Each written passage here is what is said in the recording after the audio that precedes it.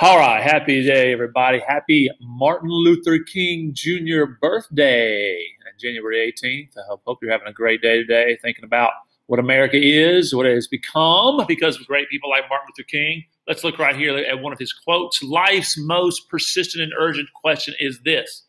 Most important question, he said, what are you doing for others? What are you doing for others to make their lives better? Are people better by being around you? Or are people hurt by being around you? What are you doing? Yes, that's something to think about when this great man said that. I also want to leave you with something that is familiar to you guys and girls in here.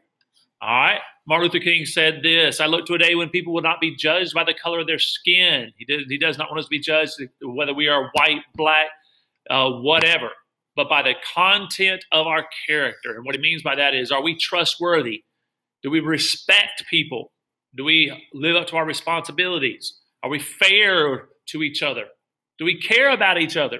And do we show good citizenship in our country? So I want you to think about that this week in honor of Martin Luther King. Do you want to be judged by the color of your skin?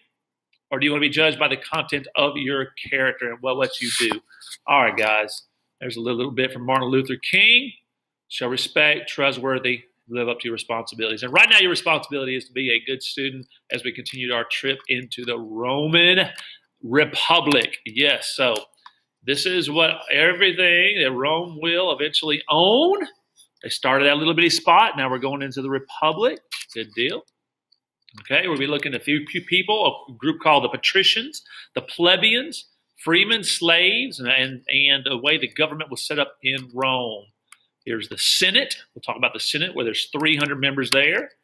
And tomorrow we'll get into a guy, pretty cool guy named Cincinnatus. All right, here we go. Pull your notes out. Have everything ready to go. Something to write with. Here we go. Let's do this. 3, 3, 3, 3, 3, 3, 3, 3, 3, 2, 2, 2, 2, 2, 2, 2, 2, 2, 1, 1, 1, 1, 1. All right, the Roman Republic. So how did Rome's government develop? All right, early Romans were divided into two classes. You have first the patricians, and then secondly, you have who's called the plebeians. All right, sometimes they'll be called the plebs. All right, this is their nickname, the plebs. All right, the patricians were wealthy landowners. These nobles made up Rome's, all right, Rome's, what would you call them? Call them Rome's, the wealthy class, okay? I spelled that wrong. The patricians were the wealthy class. All right, most of Rome's people, however, were not the patricians, but the plebeians, or the plebs again, okay?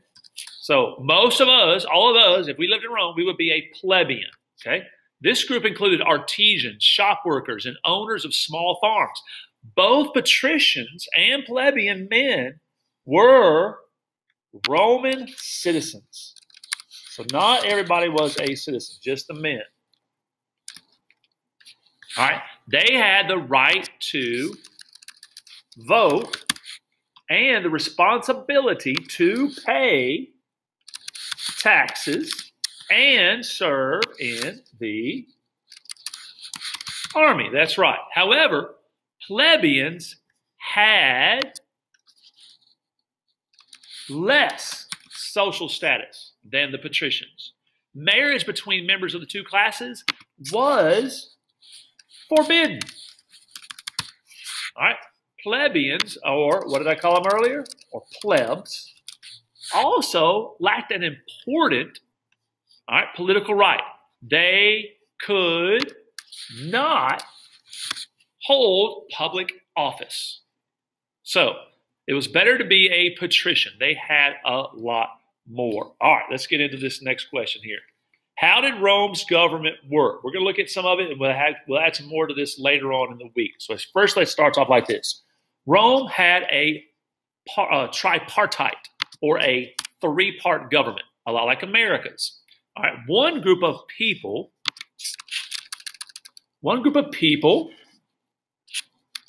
enforced the law. Another group of people, all right, made the law. And the third acted as judges or interpreted the law. It had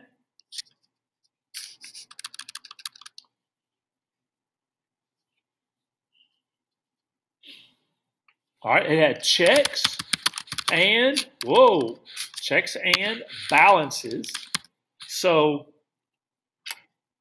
so that one group could not get too strong, but it did not separate the powers like our government does today. In the Roman, what are we looking at? In the Roman, we're talking about what type of government do they have? In the Roman Republic, the top government officials were the consuls. They're like presidents. 2 consuls, they're both patricians, were chosen every year. They headed the army, just like our president does, and ran the government. Because they served such a short term, there was little risk that they would abuse their power. The consuls also kept each other in line because they could veto the other's decisions. Rome had another important officials called praetors. Their main job was to interpret the law and acted as judges. They're like our Supreme Court. Various other officials performed specialized duties like keeping tax records, handling public festivals, and so forth. Rome's most important legislative or law-making body was the Senate. Okay? Let's fix this up there. All right. So this was a select group of, it's a select group of, how many of them are there? There's 300 patrician men who served for, guess how long? For life. In the beginning, the Senate only gave advice to the consuls. Over time, the power of the Senate grew. By the 200s, 200 years before Jesus, it could also propose laws, hold debates, and approve building programs. All right, last question. What was the relationship between the plebeians and the patricians? As you might expect, plebeians complained, about having so little power. The plebeians didn't like it in the Roman Republic. After all, they fought alongside patricians in the army, and their tax payments helped the public thrive. Eventually, the plebeians took action to bring about change. And in 494 BCE, many plebeians went on strike. They refused to serve in the army. They also left the city to set up a republic of their own. These moves frightened the patricians into agreeing to give power.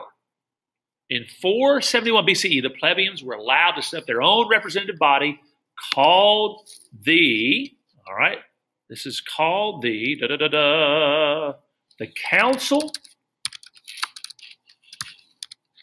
I can't spell. The Council, that's right, it's a U. The Council of the Plebs. The assembly, elected tribunes who brought plebeian concerns to the government's attention. The tribunes also won the right to veto, government decisions. In 455 BCE, plebeians and patricians were allowed to, check this out, they're allowed to marry now. And in 300s BCE, plebeians were allowed to become consuls. The most far-reaching political reform came in 287 BCE in the year of the Council of the Plebs. Finally, gained the power to pass laws for all Romans. Now all male citizens had equal political standing, at least in theory. In practice,